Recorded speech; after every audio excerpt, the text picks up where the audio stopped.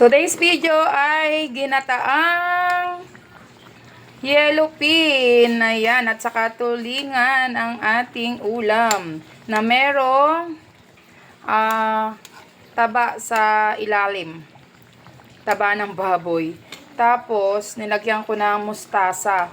Tapos ito, nilalagyan ko ngayon ng pangalawang gata. Kasi, yan.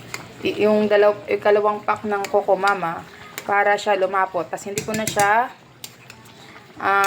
tinatakpan para lumapot siya. Yan.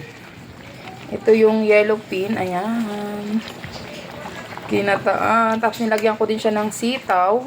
Nag-iba na yung kulay niya kasi. Tinikman ko na for the last time. Kaya iba kulay niya kasi may mga siya sa ilalim, mga seasoning, mga bawang, sibuyas, luya, ganon. Ayan. Ngayon, pinaksiw ko kasi muna ito. Ngayon, ginagani-ganito ko lang yung aking sandok, yung kutsara sa may sabaw para magkalasa yung ating gulay. Gawa nga ng hindi masyadong abot dyan. O, diba?